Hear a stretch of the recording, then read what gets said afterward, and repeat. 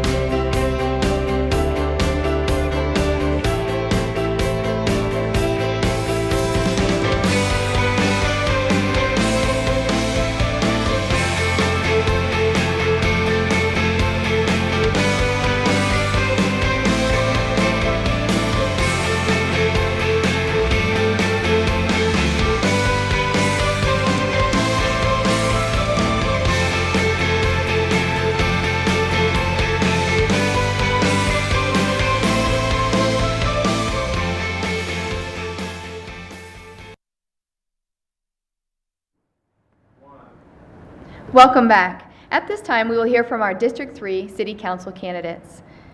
On the end, we have John Marriott, Ted Terranova, and Justin Vickery. Again, we'll start as they appear on the ballot, and then we'll rotate after that. So at this time, John Marriott, you have 2 minutes for opening remarks. Thank you, Dot. My name is John Marriott, and I grew up in Arvada. I attended Sierra Elementary School, Oberon Junior High, and Pomona High School. I spent my summers playing Little League football and swimming at the Fisher Pool. In the winter, my sisters and I learned to ski in the North Jeffco ski program. After high school, my North Jeffco ski skills came in handy when I was able to buy the small ski shop I worked at. That was 30 years ago, and I have been running my business, Larson Ski and Sport, ever since. I've lived in Old Town for the last 25 years with my wife Angie and our 2 children, Jack and Sarah Jane. I've been active in our community. I've served a term on the Arvada Gold Line Advisory Committee, the committee that reviewed the International Property Maintenance Code, and I am the current chairman of the Arvada Board of Adjustment. I also serve as the chairman and the Congressional District 7 representative to the Colorado State Trails Committee. My 30 years in running a small business in our community have given me an appreciation for how tough it can be to succeed and how important it is that government help create a business climate where success is possible. I'm running for Arvada City Council District 3, and I'm hoping to bring my 30 years of business and volunteer experience to the Arvada City government. The next 4 years are going to bring great changes and opportunities to our community, and it is more important than ever that our elected representative be active, prepared, and engaged. I am that person for Arvada. Thank you. Ted Terranova, you have 2 minutes. Hi, my name is Ted Terranova. I've lived in Arvada for 45 years. I'm married to Judy for 19 years and have 2 adult children and several grandchildren who live in Arvada. I own ARC Total Home Services since 1984. I served on the City Council from 1989 to 1993.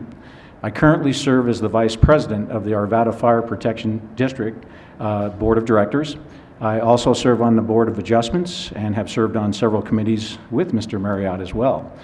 The reason why I have decided to run for City Council is because I see the need for an experienced council member to be present as the representative for this district in these crucial times. As Mr. Marriott has pointed out, there are many crucial issues that are coming up and are going to need a steady hand to make sure that there's seamless transitions on these projects. I believe that my vast political experience as well as my knowledge of the community gives me the best chance to be the most effective representative for District 3. I have several hobbies. They include learning to speak Spanish, playing piano, ballroom dancing, and scuba diving. My passions are my wife and politics. I would appreciate your consideration this November. Thank you. Thank you. Mr. Vickery, 2 minutes. Thank you. So when I was thinking about this after our last candidate forum, I was really trying to think, what is the difference between the 3 candidates here, besides the size of our campaign signs? I think we all love Arvada, that's clear. They've spent more time here than me, but ultimately our overall goal is to really make Arvada a better place. So when it comes down to it, I'm really not the reform candidate. I'm really the candidate that wants more of the same. I really like Arvada the way it is, the direction that it's going, and I'm really the candidate that will keep moving it in that current direction and not try to change things for a way that we haven't seen before. The other big difference that I see is that I really have a trust in our government. I have a trust in the partners that play a vital part in our government. When I close my eyes and I think about stuff like the open space out west, the golf courses, the Arvada Center, 4th of July celebration, Harvest Festival, events in Old Town, the trails and parks in Arvada, those are the things that I really want to maintain in Arvada the way they have been and continue growing them into a great dynamic city. This comes about because we have partners such as the Apex, the Festivals Commission, AIDA, Aura, the police, the fire department, Old Town. These are the partners of our city, and they're really like friends. You may not always agree with them. When I sit around with my friends, we may disagree about which football team we like, which political party we like, which national issue we like, but at the end of the day, we still have those partners, we still have those friends, and that's what really makes a dynamic, rich, and growing city. I'm Justin Vickery, and I'm running for Arvada City Council, District 3. Thank you. Mr. Terranova, you have question number 1. City Council recently approved a public improvement fee for a redevelopment project. When do you think it is not appropriate to use a public improvement fee? Well, it's not appropriate if the numbers don't work. That's obvious. You would think that we wouldn't even consider it if that was the case. But there's another time when it's not appropriate, and that's when the project is of such a magnitude that it creates such a controversy that you just move forward with it without getting complete buy-in of the community. I think that while the use of these public funds may be the state of the art, as it were, for cities and counties to get developments to be done, you still have to be concerned about the parochial issue of neighborhoods and their concerns about projects that are going to occur. And when you're going to have a project like the one that we just recently had come through, you've got to take the time and the effort to make sure that people believe that there's trust in the system. You got to have that in your city government. If anything I'm hearing out there when I'm talking to the voters, it's a feeling of disconnect with the city government. I think that in order to get that connect, we need to have people participate in these decisions of the magnitude that we just went through. Thank you. Mr. Vickery, let me repeat the question again for you. City Council recently approved a public improvement fee for redevelopment projects. When do you think it's not appropriate to use a public improvement fee? You know, of course, this is related to the triangle development, and really it comes down to whether or not, as Ted said, the numbers pan out. If the probability for financing the project comes about without a need for an improvement fee, then absolutely don't need it. If you need it, then you really need to strongly consider it. You know, anytime you bring in any company, you're always going to have a possibility of some type of backlash, a negative public stance.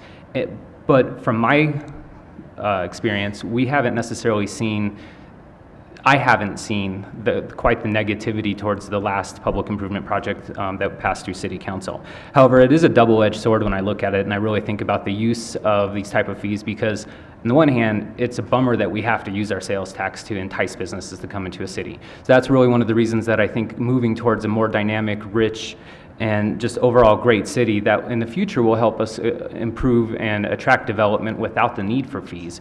But if you, at the current time, the current market says if you don't use these fees, chances are you're going to lose out that development to other cities that surround you. So I hope that kind of answers the question and makes it a little clearer for the public. Thank you. Mr. Marriott, the question once again. City Council recently approved a public improvement fee for a redevelopment project. When do you think it is not appropriate to use a public improvement fee? Well, I think there's a number of times when it's not appropriate to use a public improvement fee. The idea behind a public improvement fee is to help urban renewal areas stand on an equal footing with greenfield or new development. And the object there is that it's much more expensive to redevelop internal to the city area than it is to develop just a new shopping center on the edge of town in undeveloped land. And the public improvement fee should be used to achieve par between those two objectives. I think public improvement fees should not be the only way development happens. I think it's become very much that these days, not just in Arvada, but in many cities, where every project you see, no matter how big and no matter how small, has a public improvement fee associated with it. And I don't believe that that's the case. I think that should be the case. I think in a large redevelopment area like the Arvada Triangle, I think a public improvement fee is appropriate, but only when contained to the items that are truly public interest or public items, things such as storm drainage and curb and gutter, turn lanes, undergrounding of utilities. I do not believe public improvement fees should be used to make an economic case for a business that would not be economically successful on its own in the free market. Thank you. Mr. Vickery, you're up first on the next question. It's a two-part question. Do you support higher density, including higher building heights, in transit-oriented development project areas? I'm going to call them TOD after that, shorten it up. Do you support the current proposal for a larger parking structure between the Old Town Movie Theater and the Old Town Station platform? Well, I'll address the second part of the question first, and resoundingly yes, I do like the parking proposal for Old Town. You know, I think that it's a great use of space when I look at it and I really think about what they're trying to achieve by maintaining a view but still maximizing the amount of parking that's available, not only for RTD but for also our own community, which is the Old Town community. That's where I have my business, and you know, a lot of businesses in Old Town are really concerned. It's actually quite the stir in Old Town a lot of times is parking, and for the city to really look and contemplate an ability to create parking and help alleviate not only the RTD requirements but also the Old Town parking, I think it's a splendid design and a great plan. On the first part of the question, the higher density, you know, that's one that I definitely, higher density housing, I definitely am I'm in favor of higher density housing for the reason that I think we need more affordable housing in some ways. I like the idea of micro apartment, stuff like that. And when it comes to heights, I think that's completely determined upon each individual design. You can't just say a blanket, I will not go above this height. I think that would be a fallacy on the part of any kind of decision maker to say, just as a blanket statement, we will not build above this height. We look at everything in a unique issue, and as long as it meets our ability to not obstruct any important views for anybody, as well as coincides with the design guidelines for the area and maintaining the unique pleasure of Old Town, I would absolutely be in favor of considering and looking at increased height limitations and different structures within Old Town. Thank you. Thank you. And Mr. Marriott, do you support higher density, including higher building heights in TOD project areas? And do you support the current proposal for a larger parking structure between the Old Town Movie Theater and the Old Town Station platform? Well, I'll take the first part of the question first. And so I do support higher density, including building heights in the TOD project areas, but not without limits. I think we have two really good examples here in Arvada right now. I think the Arvada Ridge Station development and the new apartments there that are just north of the Target are a great example of how higher density combined with transit can make a very nice TOD area. I think these apartments have been done really well. They've got great amenities, and they're going to be really nice for a long time. And there's space for more of them near that station, and I absolutely support that. And the key component there is that this height and higher density fits into the area and the neighborhood. It's buffering other neighborhoods by shopping areas, industrial areas to the west, the Kipling Parkway thoroughfare, and it absolutely fits in this case. The other case we have at hand is the Park Place at Old Town development in Old Town. And I do support higher density housing within the confines or within the edges of Old Town, but only if it fits into the context of both Old Town and the neighborhoods around Old Town. Currently, the proposal at Park Place at Old Town is, I think, too big. It's too tall, it's too dense, and the city's had to make too many gyrations to make it fit into our area. So I do support higher heights, building heights and density, but only when it fits within the context of both the commercial area and Old Town. As far as a larger parking structure behind the movie theater and the Old Town Station platform, I think that's a very good use of ground that would be very difficult to use otherwise. I think it also provides probably the best option for people who are using that parking area in the train station, and so as long as we can afford it, I'm absolutely for it. Thank you. Mr. Terranova, once again, do you support higher density, including higher building heights in TOD project areas? And do you support the current proposal for a larger parking structure between the Old Town Movie Theater and the Old Town Station platform?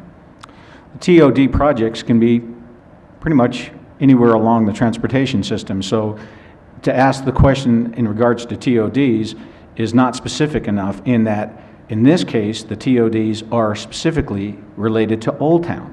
And that's what makes it unique and special. And because of that, I would have a tendency to be reluctant to go for high density or higher buildings unless the compatibility can still be accomplished to the satisfaction of the people who care about the Old Town and the flavor of Old Town. Here again, inclusion. You can't make these kinds of decisions in a vacuum. Is high density a good idea? For some places, yes. Are higher buildings necessary? In some places, yes. Maybe not in these areas. So to blanketly say I support high density, no. To blanketly say I support higher buildings, no. To say I would reject any possibility of those would be the same answer, no. It will depend on the case and the compatibility issue. In regards to the issue of the parking garages, there's only one thing that concerns me about the parking garage proposals, and that is the grand view does not get disturbed. We call grand view because you see a grand view looking to the south. We do not want to in any way impede that view.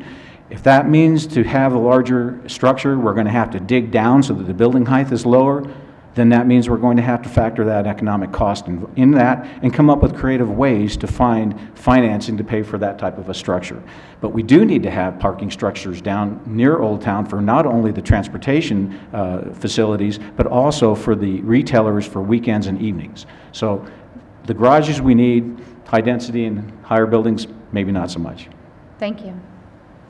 Mr. Marriott, you're up first on this next question. Do you think the city should take a position on Amendment 66, and if so, what position should they take? I think the city should take a position on Amendment 66. While this is a statewide issue, it obviously affects the city, and it affects the city greatly. And the position I think the city should take on it is I think the city should be opposed to it. I think the simple fact that half of the taxes collected in Jefferson County won't stay in Jefferson County is enough to oppose it right there. The other problem with Amendment 66 is the tax capacity of our citizens is getting close to being reached. The loading taxes onto our citizens to pay for services in other parts of the state is already done through the state portion of the sales tax and other taxes that we use. And so I think the city should take a position on it. I believe the city should be opposed to it, and I would encourage the city to do so.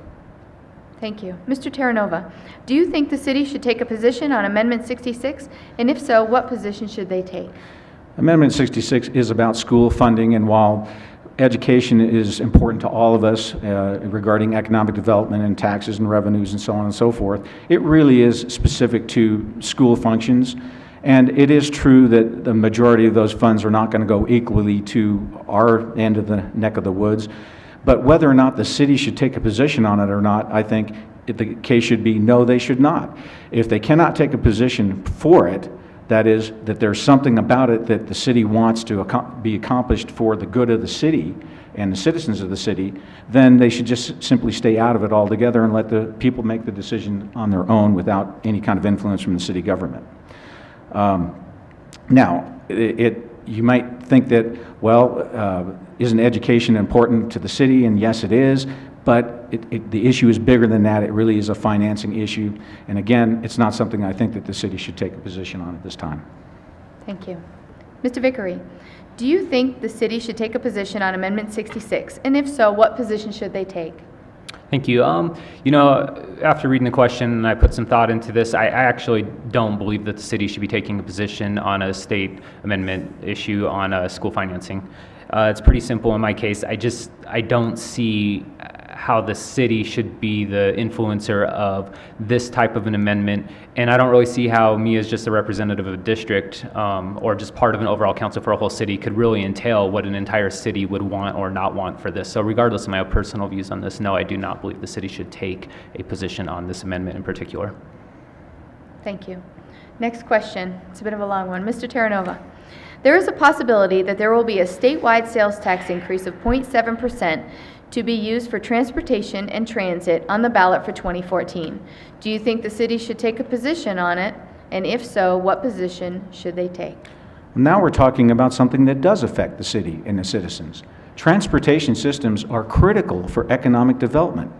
So therefore, if you want to have economic development that's going to increase the tax base, which is going to give the city the funds to provide services and goods to the citizens without having to raise their taxes, then you got to have good transportation systems.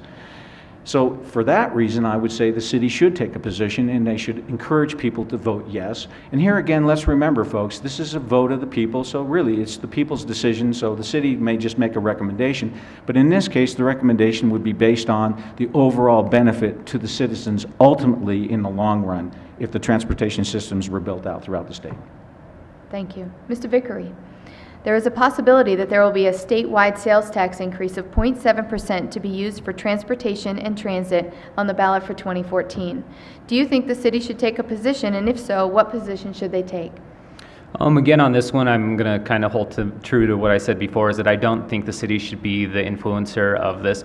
You know, the reality is that we've already seen the allocation of funds to our area through the RTD Gold Line. So I don't know how much of it would really help us necessarily and specific to Arvada. I agree that the tax burden has already been kind of starting to hit its limitations as far as the public is concerned, at least as far as me as a citizen is concerned. So with that, I have my own personal views, but again, I don't think the city should take a position as an influencer on this specific issue. Thank you. And Mr. Marriott, there is a possibility that there will be a statewide sales tax increase of 0.7% to be used for transportation and transit on the ballot for 2014. Do you think the city should take a position, and if so, what should they take? Well, this again affects the city and the citizens of the city greatly. And so I think the city should take a position on it. And I think the city should take the position that they're opposed to this. The reason why is user fees through existing gas taxes are the right way to fund roads and transit, not through sales tax. The net sales tax in Arvada already approaches 8%. Adding more onto that puts us in a less competitive position, not only within the metro area, but also within the businesses across the country. This is just the wrong way to fund roads and transit and transportation.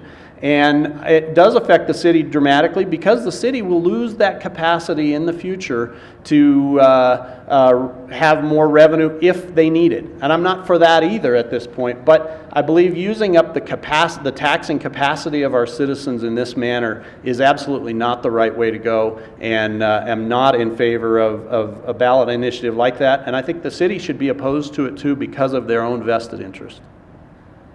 Thank you. Mr. Vickery, you're up first. Do you support the completion of the Beltway? Thank you. Yes, actually, I do support the completion of the Beltway. As I said at the candidate forum earlier this month, that is with hesitancy.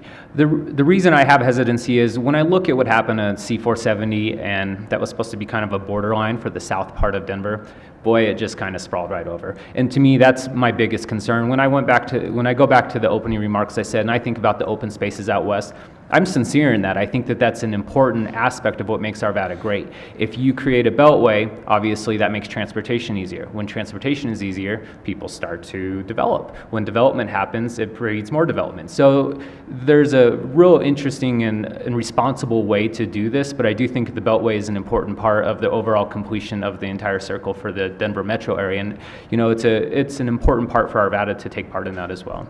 So in essence, yes, I am in support of the beltway. Thank you. Thank you. Mr. Marriott, do you support the completion of the Beltway? I do support the completion of the Beltway with a couple of caveats. I believe that completing the Beltway will absolutely help the traffic issues within Arvada and within our area, and I think we always need to be looking at that. And the longer it takes for that to happen, the worse our traffic on our major arterials as well as our neighborhood streets gets. And I think part of our job with the City of Arvada is to protect our residents and neighborhoods from these type of effects. And I view the Beltway as having a positive effect on that. I don't think Arvada should pay for the Beltway in its entirety. I think this, to me, is a CDOT project. It's a regional project and shouldn't be just an Arvada project. So provided it can be done in an economically feasible way, yes, I am in support of the Beltway. Thank you. Mr. Terranova, do you support the completion of the Beltway?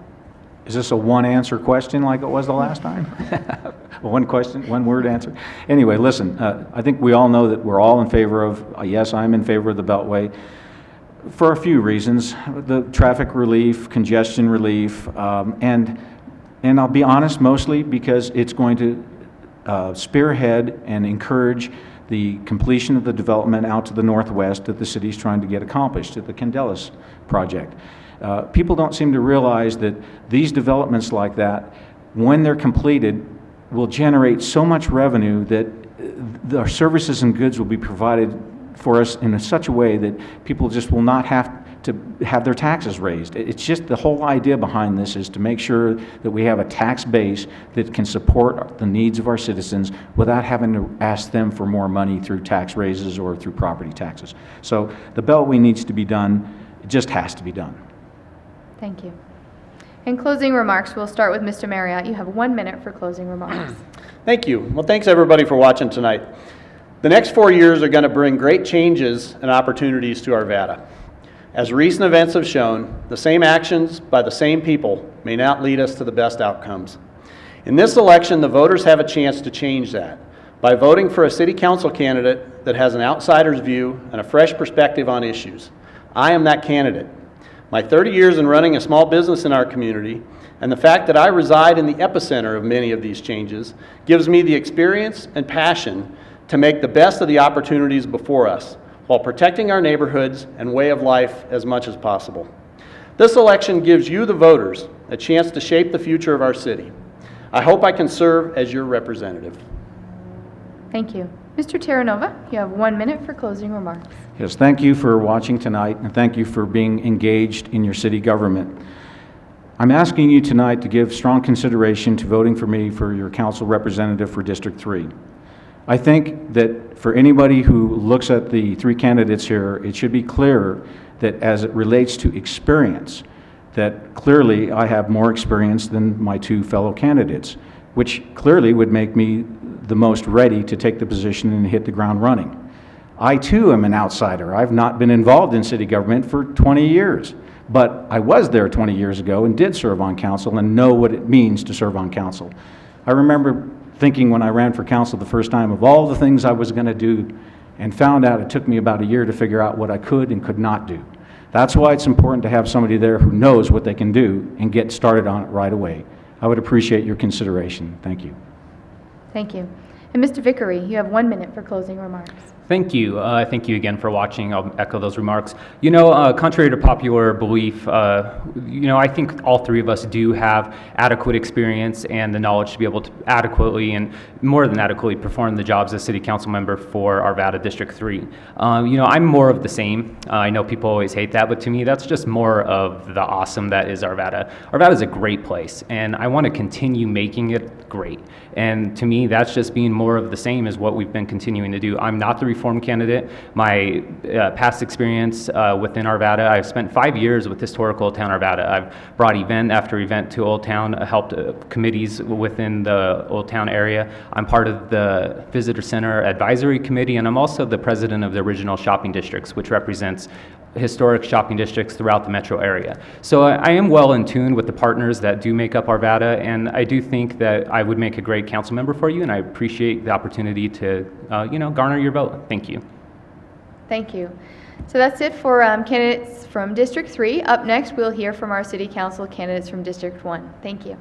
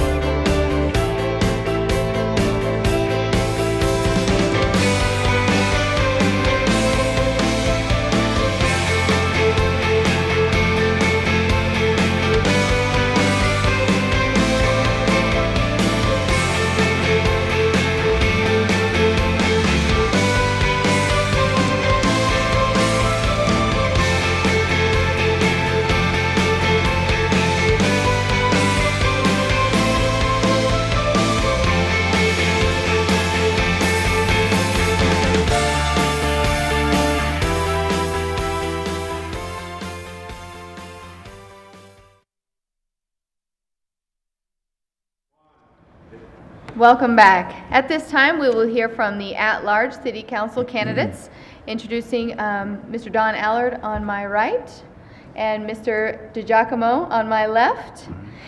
We will again start in the order that they appear on the ballot. And Mr. Allard, you have 2 minutes for opening remarks. Well, I'm the incumbent City Council. I've been in Arvada for about 30 years plus. And I've been employed in the city manager's office as a deputy and a city manager before my retirement, and since my retirement I've been serving on the city council. In addition to the council, I've also served on the Apex Parks and Recreation District Board, the Arvada Urban Renewal Authority Board, Metro Denver Water Reclamation District, Colorado Municipal League, Board of Colorado Association of Special Districts, and I've been involved in 4 charter review committee. Currently, I'm representing one of 2 representatives of council on the Jefferson Parkway Public Highway Authority. I'm a graduate of the University of Missouri, served 2 years in the U.S. Army, and I have a master's degree from the University of Kansas. And my priorities are prudent spending of taxpayer money, taking good care of what we have, and completion of the several projects that we now have underway, as well as review of the comprehensive plan for the city of Arvada. Thank you. Mr. DiGiacomo, you have 2 minutes for opening remarks. Hello, my name is Ascenzo DiGiacomo, and I'm running for Arvada City Council at the at-large seat. That means that all Arvadans can vote for me. So I got to do a lot of walking here. I'm a longtime local, graduated from Arvada West High School, so I know the issues very well. I went to the University of Colorado for my undergraduate degree, and I went to Montana State in architecture. I've been 27 years in the architecture and land planning profession.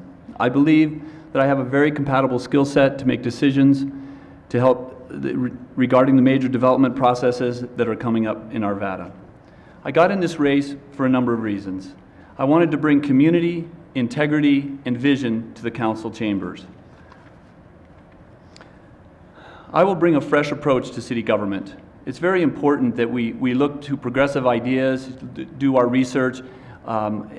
There's so much information out there. There's so many experts for anything that we need to do. We need to tap into those and bring them to the table. I will work hard to be a better keeper of taxpayer dollars for both residences and businesses. I feel like over the last few years, there's been a rubber stamp kind of a writing checks in the city, and I think that needs to stop. I will make sure that we do not give away hard-earned tax money to corporations like the Walmart developer, the recently approved electronics store this week of $2.5 million, the Target Center. These totaled $11 million, and that's just the tip of the iceberg. Have these subsidies paid off? I will accomplish this by changing the procedure for public input on all development projects. I think there needs to be a look at the land development code and see if there's ways we can get the citizens more involved. We need to maintain the small feel of Arvada that we all love. I will be available, approachable, and a better listener. I have high energy, and I will work tirelessly for all the citizens of Arvada. Please vote DiGiacomo. You will not be disappointed. Thank you. Thank you. And you're up first on the next question. City Council recently approved a public improvement fee for a redevelopment project. When do you think it is not appropriate to use a public improvement fee? Okay, the big question, the dirty word in this community right now, the PIF funding, redevelopment projects. I think almost in all cases, we have to deny the funding unless we have really, really good reason to do that. I was strongly opposed to the Walmart project. There were so many other things I think that we could have done there, but our hands were tied on previous projects within the Aura redevelopment, and so the council felt like they had to do that. I think before we do this again, we demand the economics be provided and that everybody clearly understands that these will pay off in the end and what their sort of return on investment is for those projects. We need to defer to economists and experts to prove that this type of subsidy pays off. I don't have all the answers. I don't know if anybody has all the answers here, but we need to find them and find out if this kind of development pays off for the citizens of this city. Thank you. Mr. Allard, City Council recently approved a public improvement fee for a redevelopment project. When do you think it is not appropriate to use a public improvement fee?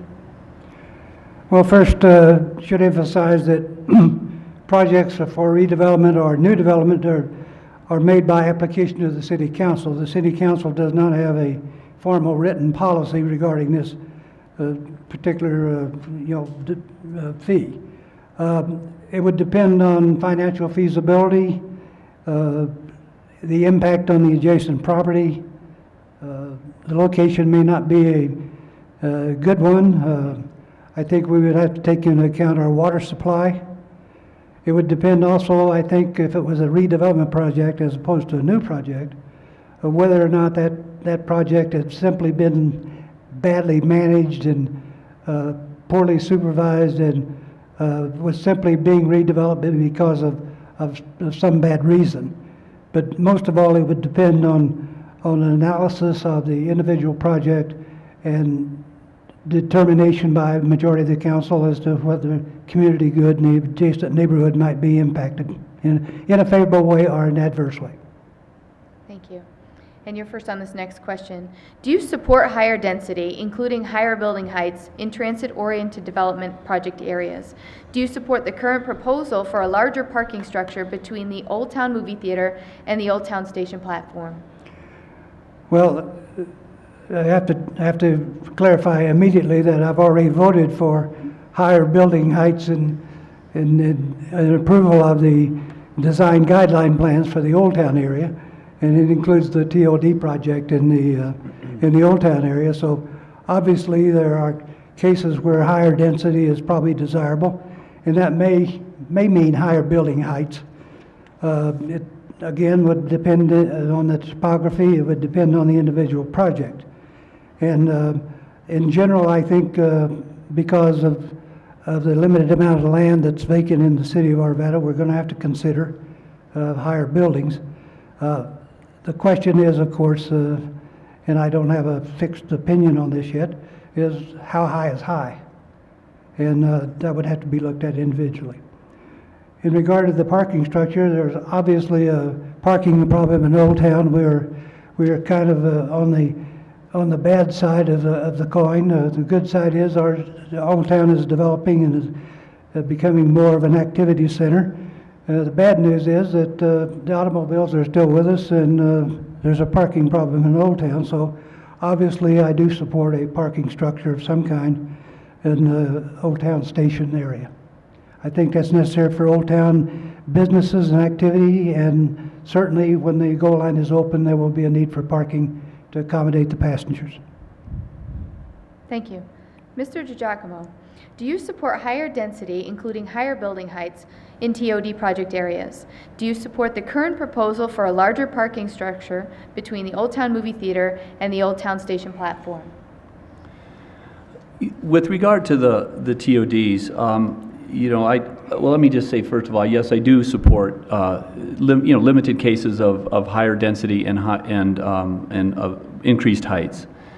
But once again, TOD has gotten to be another four-letter word in this community, and it's unfortunate because there's really a lot of good things that are going to be coming out of these transit-oriented development projects. One of the things I've learned as I walk the streets, I found out that people don't even know what TOD is, and I think that's a shame because there's a lot of people in this community that had an opportunity to explain that somewhere along the line to us, and we need to do that. We need to educate the people, so at least we know that we're not talking in monikers and things that they might not even agree with. But mostly, I think we need to look at it on a project-by-project basis. Let's take the Park Place Old Town, for example. The height went from 3 to 5 stories, and there was nothing given to the city, really, to me, as I look at it. I researched this pretty thoroughly, and if we're going to talk about these kind of projects, we need to talk about trade-offs. I mean, if you're going to give an extra 2 stories to a developer, then tell them, okay, then you have to maintain the character of Old Town architecturally. And that's what we need to do. It can't just be give, give, give. We have to say, okay, we're going to give you this, and you're going to give us that. And I think that, once again, we're not seeing that kind of a give and take in our community right now, in our government. We're just, the developers, the retailers are coming in, and they're bullying us around, and there's no reason they have to do that. Arvada is a desirable place to be. They should be paying us to live to come to Arvada. The commerce is there, the income is there. There's no question about it. Look at our economic development numbers. We have everything it takes in Arvada to thrive. We don't have to keep giving. So that's a long way of saying, yes, I think we do, and there are some areas, maybe even, maybe to some degree. I looked at the report for Old Town. Thank you, Mr. DiGiacomo. Sorry. And you're first up on this next okay. question. Do you think the city should take a position on Amendment 66, and if so, what position should they take? Well, this is a tough one. I lived in small towns a lot of my career, and they're just always, quick to jump out and make decisions on these things and for the citizens. I think we all know that our education system is underfunded, and that's important to try options to see how we can get more money into the coffers. I personally would say would approve that, or I would I would vote for that.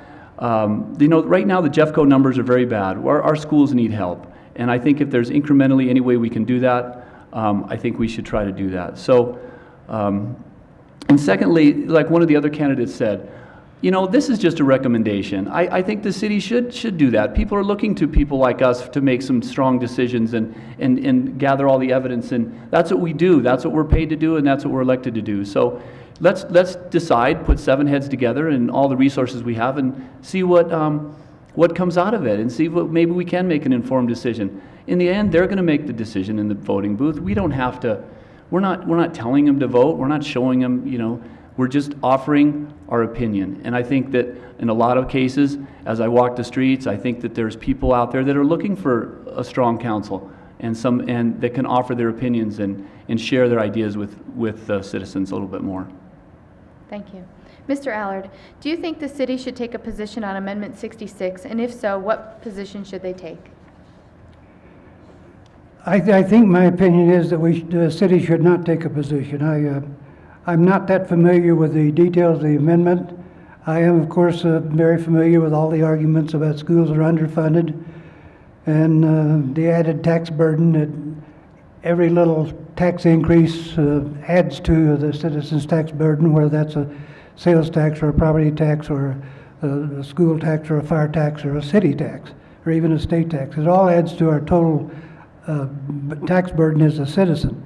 We have an elected school board. I think it's perfectly capable of promoting their own interests and their own needs. And generally, at least in my particular case, and this may be a bad admission on my part, I don't follow school problems. I'm not informed about their exact financial needs, and don't have a very well-informed opinion as to whether the school system's doing a good job or a bad job. I see the publicity that we all see, and in general, though, I think the school board should make that decision. And while I agree that a good school system is certainly a part of a good community, and it's very important to all of us individually, I just don't think the city council should take a position. Okay, thank you. And you're up first on the next question. There is a possibility that there will be a statewide sales tax increase of 0.7% to be used for transportation and transit on the ballot for 2014. Do you think the city should take a position, and if so, what position should they take? On this one, I think we should take a position as a city government, because we are all affected by transportation needs as a city and as a state. Most of us travel on state roads as well as city streets, and certainly we're interested in tourism, and certainly in the sense that they bring a lot of sales tax dollars to our state. Some of that obviously comes to Arvada, a lot of it goes to the other cities, but I do think transportation is a very, very vital part of a good state, a good county, and a good city, and I think we should take a position.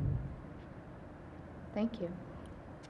And Mr. DiGiacomo, there is a possibility that there will be a statewide sales tax increase of 0.7% to be used for transportation and transit on the ballot for 2014. Do you think the city should take a position, and if so, what position should they take? Well, I agree with Mr. Allard in this case. I think the city, it is vital to the city, and it does affect the city, citywide from east to west, north to south. We've got some very important traffic and transportation issues we need to address. And if there's any way that we can get additional funding for this, I think it's great. And I can't imagine a city, not wanting to take that position.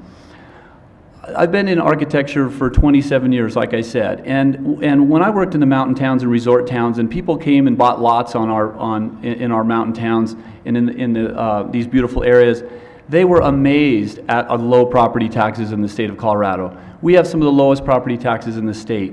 So, so we can balance it. A little bit of tax here, a little bit of tax there, but we're already low on the state tax, property tax issue, so I think we can balance it. When it comes to transit, we also need to look out 30 to 50 years, and the only way we can do that is with this type of funding. But one thing with regard to transportation, we need to have a more sustainable transit. We have electric and hybrid cars now. We have natural gas vehicles maybe coming around the corner, hydrogen vehicles. There's a lot out there that can help us with this. With all of this technology and everything in the transit, together we can incrementally get closer to a less car-dominant world. I really think that's important, and I think that's a goal for the city to be, and if this helps, then so be it. Thank you. And you're up first on this last question. Do you support the completion of the Beltway? Okay, like Ted said, you know, this is not going to be a yes or no answer this time, and I'm kind of glad it isn't, because after my yes at the other chamber forum, I thought a lot about this, and I would say it's a qualified yes. There's much work to do to sell this to most Arvadans, I think, as it's currently proposed. I'm hearing people talk about the radioactivity and you know, rustling up the dust out there, and is it healthy for the community, and do we want to put this beltway around to change the fabric of our community? Arvadans are used to our open space there. That's what makes Arvada special. Go anywhere else in the metro area, and that beltway kind of confines it in some ways. I think it's important to keep that rural feel, and I'm afraid that this might affect that. I just wanted to read something that I wrote a little earlier. I think the existing proposal has not considered the fact that a major roadway like this will create a physical division to our perimeter. We need to think hard about the type and scale of the road and noise impact on the surrounding neighborhoods. The impacts of traffic noise from a divided highway of any sort, of any scale, is just as important as the visual. I think, as we all know, how you get close to any kind of a freeway, I-70, US 36, it's very noisy, and that, I think, is something that we have to concern ourselves with, concerning the livability of the neighborhoods that are going to be around that. They're just going to be a lot, constant noise and reverberation of that. So I think we have to thoughtfully consider the solution. Thank you. And Mr. Allard, do you support the completion of the Beltway? The answer is yes. Of course, I have no alternative. I'm one of 2 council representatives on the Public Highway Authority that is trying to get the roadway built with a private developer and be a toll road. I think that, again, arterial roads, major highways, obviously have an adverse impact on all of us. But I would hate to think how I would get to I-70 if Wadsworth Boulevard wasn't there. And there are times I just hate driving down that street. But this project has been in the planning stages since the mid-'60s, if not before, and it will be a great benefit to the city of Arvada. But it'll get some of the traffic, arguable about how much, off of Sheridan and Wadsworth, and it will improve the availability of goods and services be delivered to the northwest part of our city. And certainly those people that come down to Wadsworth and Sheridan now, trying to get to I-70 to go to the mountains, could use that as a throughway, and I think is of great advantage to the city. And regardless of what I think at the moment, the Public Highway Authority is working diligently trying to get a developer to do this project, and I'm in favor of doing it. Thank you. And Mr. Allard, you have 1 minute for closing remarks. Well, I'm proud of my service on the City Council. All of our surveys show that most people in Arvada think that Arvada is a good place to live, or a very good place to live. And I think council, while not completely responsible for that, can claim some of the credit. I'm volunteering for another term because of my interest in the prudent spending of taxpayer money and taking good care of what we have. And in addition, there are several projects in progress that are very important, and decisions have to be made. City comprehensive plan has to be reviewed. We have to decide to prohibit or allow marijuana, recreational marijuana. We need to cooperate with Apex Rec District and Rec Center for the East Arvada side of town. The question of change of governance in the Arvada centers will be before the City Council. The Jefferson Parkway toll road is another one, and certainly parking in Old Town is very, very important. Thank you, Mr. Allard. Thank you. Mr. DiGiacomo, you have 1 minute for closing remarks. All right, thank you. Well, I appreciate the forum, the Chamber of Commerce and the City of Arvada and KETV for allowing us to do this. I really appreciate all the people that have spoken to me at the doors, people that are helping me on my campaign. I just want to tell you it's been an exciting time. I'm looking forward to winning this election. We have a great city with a diverse population, and we need to keep it that way. As an architectural professional and a land planner, we do one thing. We plan things. I want to plan to save your tax dollars. I plan to stop the next Walmart from being the only option that we have. I plan to redirect those tax dollars to projects that the citizens desire. How about a tax rebate to the citizens? I plan to be a good listener. I plan to change the process by which projects are reviewed in this town, in this city. It's really important that we get the citizens to the table, allow them to speak, and allow them to speak at a time where there's still decisions to be made. Second reading of a council is not Thank you, is not Mr. proper. Jackman. Oh. I'd like to thank both sorry. of the at-large candidates and for all of the candidates for participating in the forum this evening. Thank you for watching the Arvada Chamber of Commerce 2013 City Council Candidate Forums, and we look forward to seeing you soon. Thank you.